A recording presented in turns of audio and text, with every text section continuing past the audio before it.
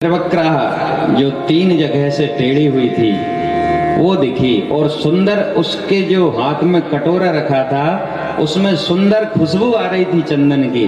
तो भगवान उस चंदन को देखकर बिल्कुल मंत्र मुग्ध हो गए और उस कुब्जा से जाकर कहते हैं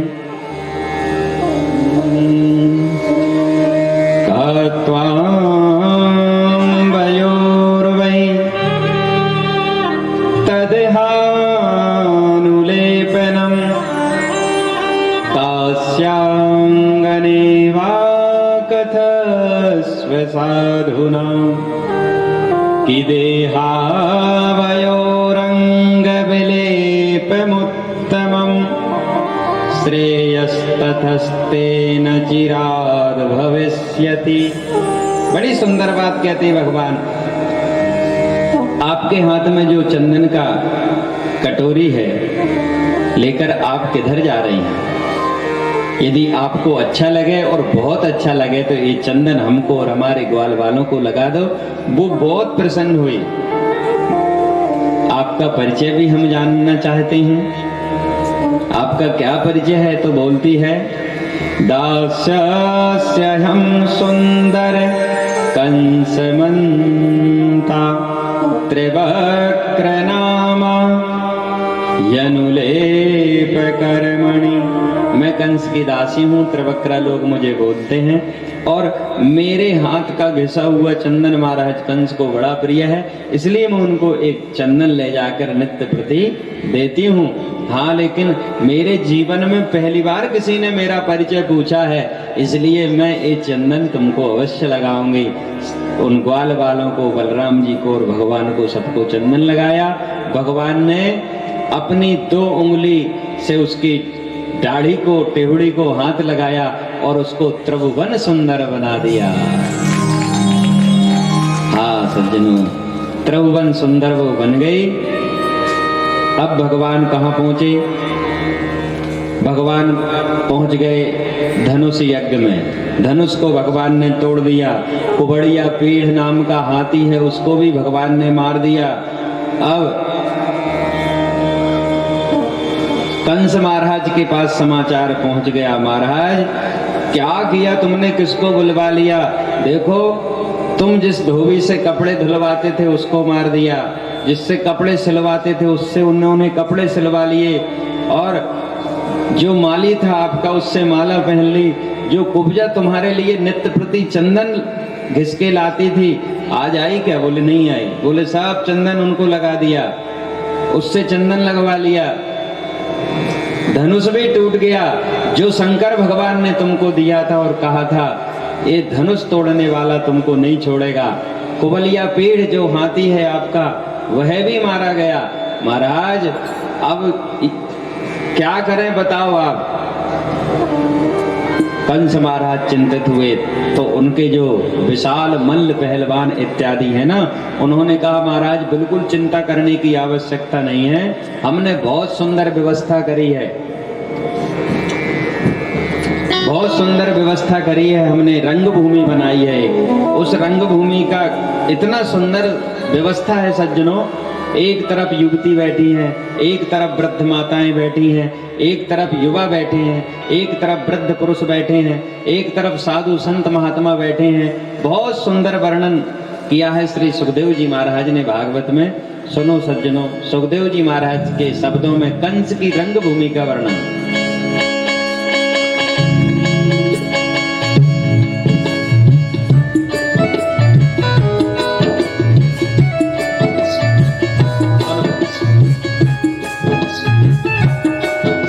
रंगभूमि का वर्णन कितना सुंदर है।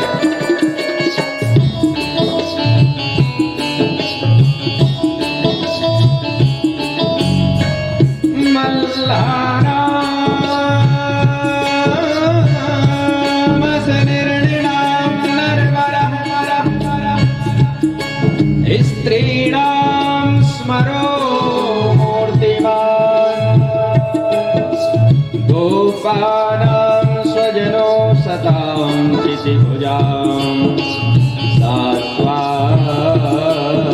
सपित्रो शिशु कि मृत्युर्भोज पतिर्विराट त्वं परं योगिनो कृष्णेणां परदिस्वितेति विदितो रङ्कं गतः साक्षया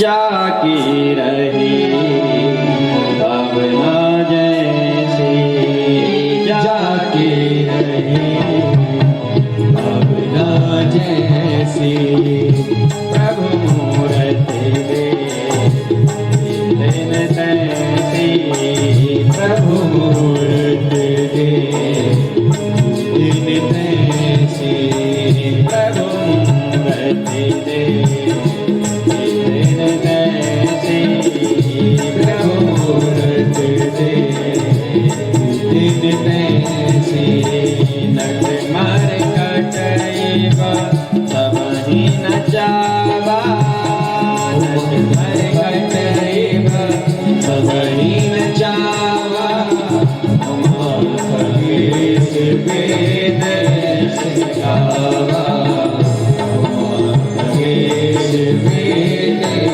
सिखावा मल्लानाम सनरणिणाम नरवरः स्त्रीणां स्मरो मूर्तिमान् गोपानां स्वजनो सतां चितिभुजां सात्वा सबे। बड़ा सुंदर वर्णन किया है सज्जनों सुखदेव जी महाराज ने।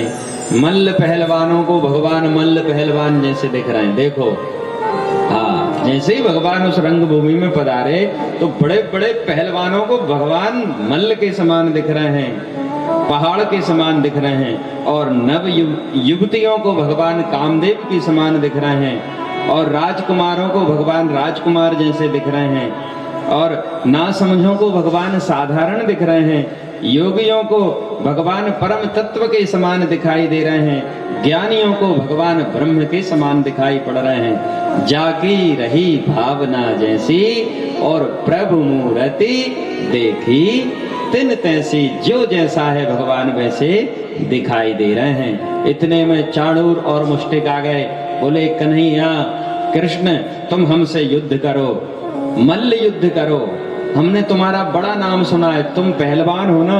मामा जी किसने कह दिया हम पहलवान हैं? हमने आज तक एक मक्खी नहीं मारी है। तो बोले इतने राक्षसों को भेजा है हमने, सब की एक ही खबर आई, मारा गया, बड़ा नाम सुना है तुम्हारा। बोले मामा जी हम सच्ची कह रहे हैं, ईमान से खा के कह रहे हैं, कसम से कह रहे हैं, हमने आज तक कोई को नहीं मारा। वो तो क्या करें, गलती से कहीं थोड़ा बहुत धक्का लग जाता तो बेई मर गए तो हम क्या करें। हमने तो एक पुण्य का काम ये किया है कि उन मरे मराए को यमुना जी में बहाए बस। हाँ, ये काम जरूर किया है, उन्होंने हमने मारे कोई नहीं। बोले अच्छा बड़े नासमझ बनते हो, हमसे युद्ध करो। सज्जनों चाणूर जो है कृष्ण का सेनापति है, उसने कंस का सेनापति है, उन्होंने कृष्ण को पकड़ लिया, और मुष्टिक जो है उसने बलराम जी को पकड़ लिया, और बड़ा भयंकर युद्ध हुआ। हाँ, भगवान चाणूर मालूम चाणूर कैसा है? चाणूर जो है वो सेनापति है और 1 लाख सैनिकों से अकेला युद्ध कर सकता है भैया। चाणूर इतना बलशाली है। मुष्टिक ऐसा है कि लड़ते लड़ते यदि किसी के सर में एक मुक्का मार दे तो वो तुरंत मर जाता, वो कितना ही बड़ा बलवान हो, ऐसा मुष्टिक है। अब दोनों का युद्ध हुआ, भगवान ने चाणूर का उद्धार किया, बलराम जी ने मुष्टिक का उद्धार किया। सारे जितने भी मल्ल पहलवान योद्धा थे सबको भगवान ने एक एक करके कहीं का उठा के पटक रहे हैं, किसी को मुक्का मार रहे हैं, किसी को धक्का देते हैं, ऐसे ही लड़ रहे हैं भगवान। कोई बहुत बड़ी उनके पास कोई साधन नहीं है लड़ने का, न कोई गदा है, न तलवार है, न कोई धनुष बाण है, बस ऐसे ही लड़ रहे हैं।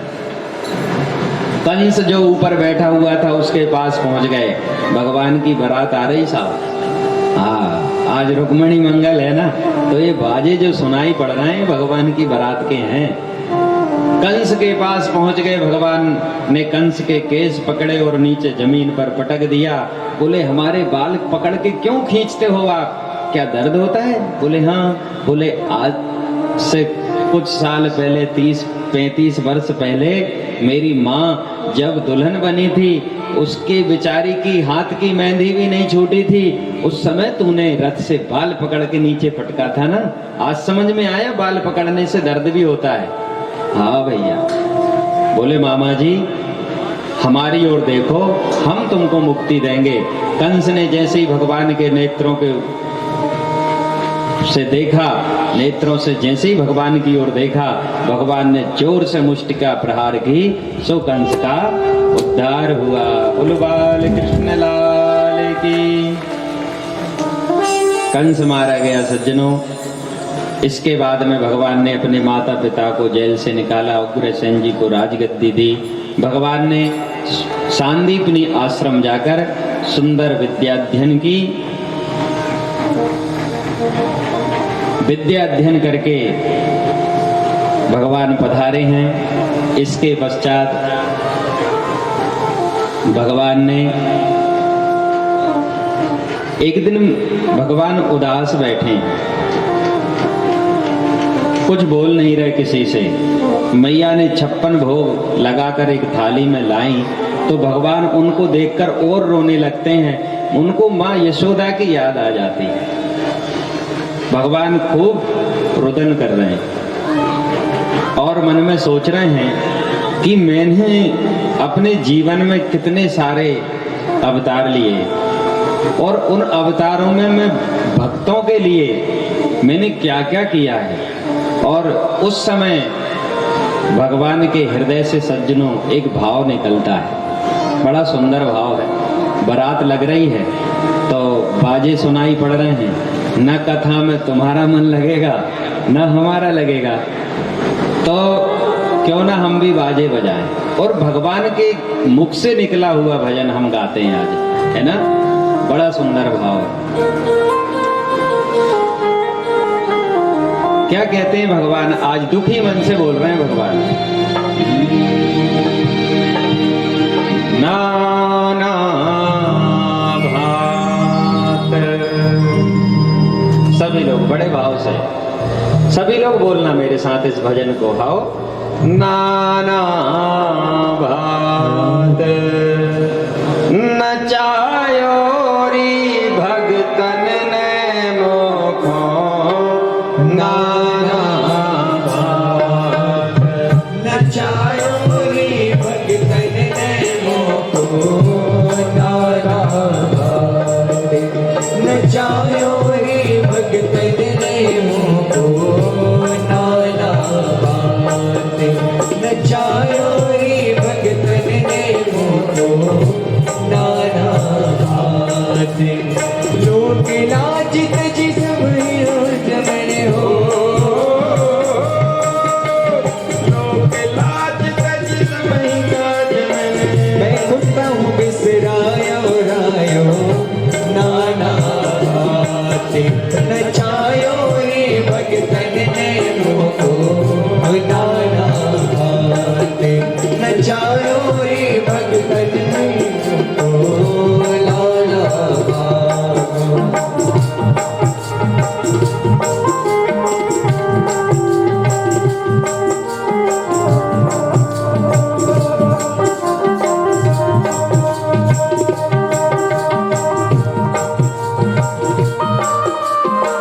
क्या कहते हैं भगवान सज्जनों?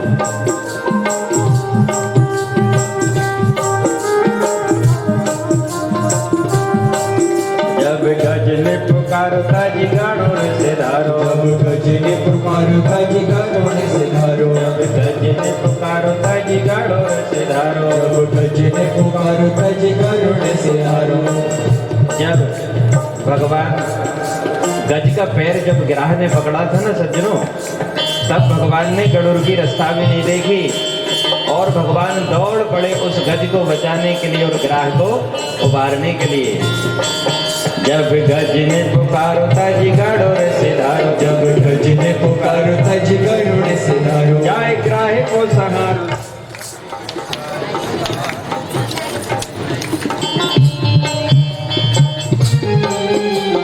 नरसिंह भगत काज सावरिया सेठ बनो। हर सिंह भगत काज सावरिया सेठ बनो। हर सिंह भगत काज सावरिया सेठ बनो। हर सिंह भगत काज सावरिया सेठ बनो। हाथ पहरायो लाज राखी जन की। हाथ पहरायो लागी राज जन की। प्रहलाद ने पुकारो नर सिंह रूप धार्यो। प्रहलाद ने पुकारो नर सिंह रूप धार्यो। हिरण कश्यप विदारो सुध भूलो तन की। हिरण कश्यप विदार सुध भूलो तन की। छोड़ मिठाई दुर्योधन की।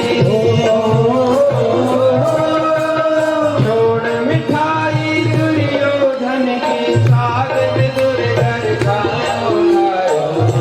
नाना भाते नचायो रे भगतन को। नाना भाते नचायो रे भगतन को। नाना भाते लोग लाज गज आज मैंने हो।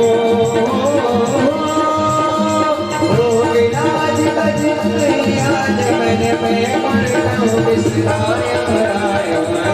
नाना भाते नचायो रे भगतन को। नाना भाते नचायो रे भगतन को। नाना भाई ध्रुव को गिलानी तज दीनी राजधानी। भाई ध्रुव को गिलानी तय दीद राजधानी। भाई ध्रुव को गिलानी तज दीनी राजधानी। भाई ध्रुव को गिलानी तय दीद राजधानी। मेरी माया पहचानी मौसम मिलो है वो आयो। मेरी माया पहचानी मौसम मिलो है वो आयो। देव ने बुलायो बाको छप्पर छवायो। रामदेव ने बुलायो बाको छप्पर चढ़ायो। रूप मोहिनी बनायो धरो अमृत कलश। रूप मोहिनी बनायो दारू अमृत कलश। देवन सुधा पिबाय प्रेम सो। देवन सुधा पिबाय प्रेम सो। दे जन सिंह दिखायो दिखायो। नाना भाते नचायो रे भगतन को। नाना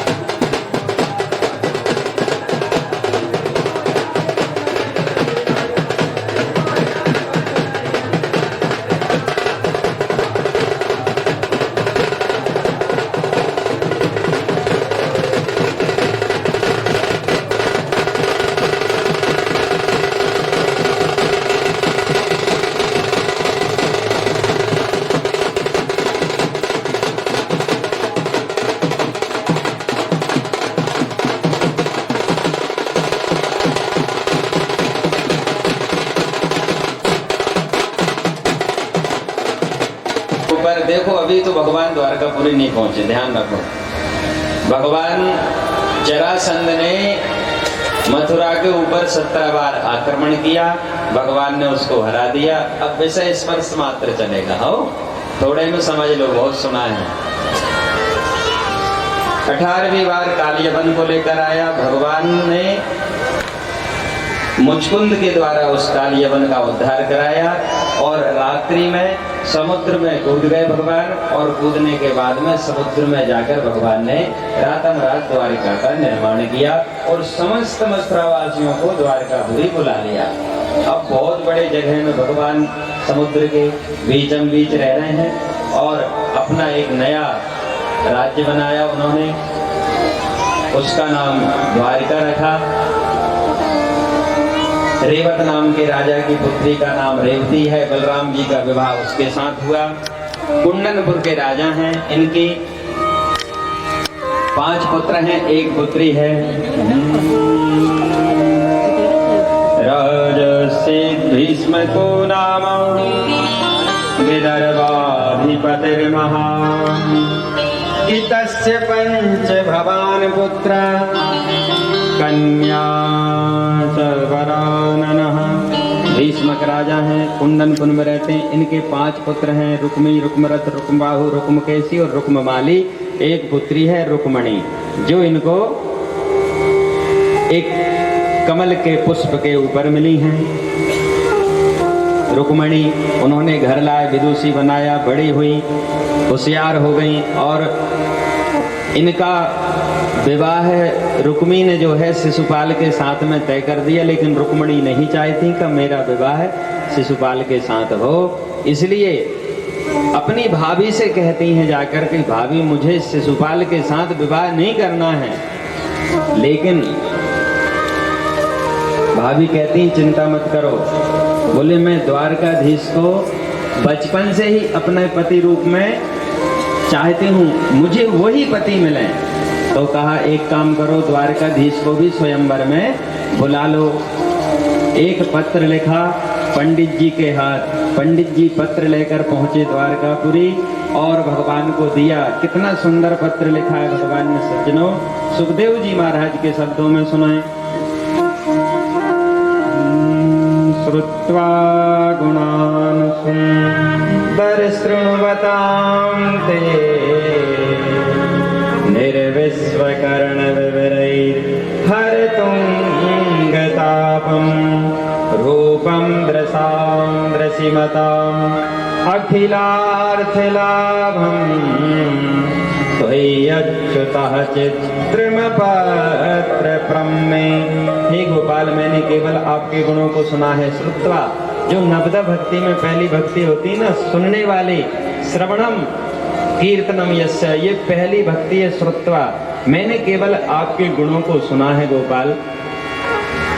आप सोचेंगे ये कौन सी नारी है जो हमें पत्र लिख रही है, तो कात्वा मुकुंद महती कुलशील रूपम विद्या वयो द्रविण धाम विरात्म तुल्या धीरापति कुलवती न व्रणीत कन्या काले नरसिंह नरलोक मनोभिराम। ऐसी कौन सी नारी है गोपाल जो एक बार आपकी झांकी को सुनकर आपको नहीं पाना चाहेगी। आप पधारे गोपाल, मुझे लेकर जाएं। जो वस्तु सिंह को मिलना चाहिए वो कोई व्याघ्र ले जाएगा, कोई सियार ले जाएगा। मैं भले ही अपने प्राणों को त्याग दूंगी, लेकिन शिशुपाल का कभी वर्ण नहीं कर सकती। मैंने मन और हृदय से आपको चाहा है गोपाल, आप अवश्य आए। आप सोचेंगे कहाँ रहती हैं, तो अंतःपुरांतरचर्यं अनहित्य बंधुं स्वामिद्वहि कथमितं प्रविदामुपायां पूर्वे धुरस्तमहति कुलदेवी यात्रा यस्यां बहिर्नवबुधा गिरिजामुपेता। मैं अंतःपुर में रहती हूँ, मुझे लेकर तुम्हें लेकर जाऊंगा कैसे? यदि आप ऐसा सोच रहे होंगे गोपाल, तो हमारे कुल की एक परंपरा है कि हम जब बिटिया का विवाह होता है तो वो कुल देवी की पूजन करने के लिए जाती है। मैं गांव के बाहर कुल देवी की पूजन के लिए आऊंगी, गोपाल तुम वहीं आना और मुझे वहां से लेकर चले जाना। भगवान पंडित जी ने कहा भगवान से कि प्रभु पत्र पढ़ लिया? बोले हाँ पढ़ लिया। तो हमें आज्ञा है हम जाएं? बोले चलो। हाँ, पंडित जी के साथ ही भगवान लग लिए और रथ में बैठे हैं पंडित जी और भगवान। इतने में दाऊ भैया सामने आ गए। बोले कन्हैया कहाँ जा रहे हो? ले हो गया विवाह। बताओ भैया आ गए, बहुत सम्मान करते हैं ना। कन्हैया कहाँ जा रहे हैं? अब मुंह से आवाज ही नहीं निकले द्वारकाधीश की, तो हाँ बस वहीं जा रहे हैं। अरे वहीं कोई जगह का नाम पता ठिकाना कुछ तो होगा, कहाँ जा रहे हैं आप? अकेले उठे और चल दिए, किसी मंत्री को पता नहीं, कोई सैनिक को पता नहीं, हमको पता नहीं, कहाँ जा रहे हैं? पंडित जी बोले कुंडनपुर जा रहे हैं। अच्छा कुंडन, मेरा लाला तो बड़ा हो गया भैया। हाँ हाँ हाँ जरूर जाना चाहिए, वहां तो स्वयंवर है ना रुक्मणी का। मेरा लाला किसी से कम थोड़ी है, बड़े बड़े राजकुमार पधारेंगे। कन्हैया तुमको जाना चाहिए, जाओ। सैनिकों को आदेश दिया, देखो वहाँ बहुत सारे दुश्मन हैं हमारे, शिशुपाल जैसे बहुत सारे दुश्मन हैं, जल्दी से सेना तैयार करो। इधर सेना तैयार हुई, भगवान पंडित जी के साथ पधारे हैं और पंडित जी का पहले कुंडलपुर में स्वागत हुआ। फिर भगवान रुक्मणी की इतनी सुंदर व्यवस्था करी है सज्जनों, 10,000 सैनिक भगवान कथा सुनते रहना और भगवान को फिर उसी माध्यम से लेके आना। रुक्मणी का हाथ पकड़ के जब भगवान ने जाओ, तो इतनी सुंदर व्यवस्था करी है रुक्मी ने। 10,000 तो सैनिक लगे हैं, 10,000 दासी दासियां हैं, लेकिन सज्जनों रुक्मणी कात्यायनी के मंदिर में जाती हैं और देवी जी का पूजन करती हैं, तो कात्यायनी जी की मूर्ति में भी उनको गोपाल का दर्शन हो रहा है। और क्या कहती कात्यायनी जी से कि नमस्ते त्वंबिके भीक्षणम स्वसतां युतां शिवां भूयात् पतिर्मे भगवान कृष्णस्तदतु मोदता। और रुक्मणी जी जैसे ही प्रणाम किया तो जो कात्यायनी जी के मस्तक के ऊपर जो पुष्प चढ़ा हुआ था वो रुक्मणी जी के हाथ में आकर गिर गया। और कहते हैं भगवान की मूर्ति का चढ़ा हुआ पुष्प यदि अपने आप गिर जाए तो समझ लो भगवान प्रसन्न हो गए। खसी माल मूरत मुस्कानी, जब भगवान प्रसन्न होते हैं भैया तो उनके ऊपर से माला खसक जाती है, ये भाव है। रुक्मणी जी बड़ी प्रसन्न हुई और मैया से प्रार्थना कर रही हैं। इतने में गोपाल मंदिर के पीछे से निकले, बिजली जैसा चमकता हुआ पीतांबर को धारण किए हुए हैं और सुंदर घुंघराले बाल हैं, नीलमणि जैसा चेहरा चमक रहा है, जो माथे पर मुकुट है वो सूर्य के समान झगमग झगमग कर रहा है। चरणों में सोने की चरण पादुकाएं हैं और कमर में फेंटा बंधा हुआ है, उसमें बंसी लगी हुई है। सब जब जैसे ही भगवान उन सैनिकों के बीच में से मध्य में से गुजरे तो सब सैनिक भगवान की ओर देखने लगे। ओहो कितना सुंदर है, कितना मनमोहक रूप है। भगवान जाते जाते कोई कमर का फेंटा देख रहा है, कोई भगवान की बंसी देख रहा है, कोई चरण पादुकाएं देख रहा है। भगवान मंदिर के अंदर गए, रुक्मणी जी ने भगवान को माल्यार्पण करी।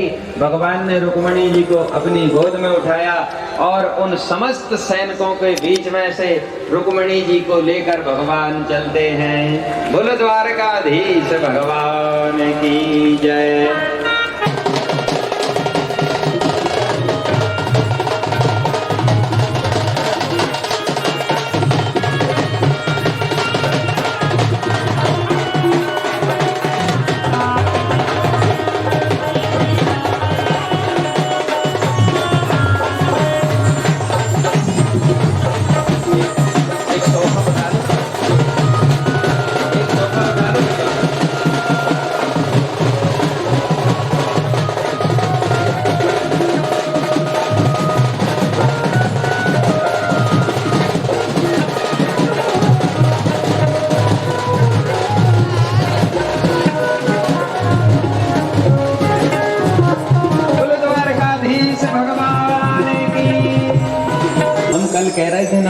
कि कल बताएंगे कितना आनंद आने वाला है। भगवान हमारे बीच में पधारे हैं। अब भगवान उन सैनिकों के बीच में से, हजारों सैनिक हैं सज्जनों, 10,000 सैनिक भैया, और 10,000 सैनिकों के बीच में से रुक्मणी जी को ले गए।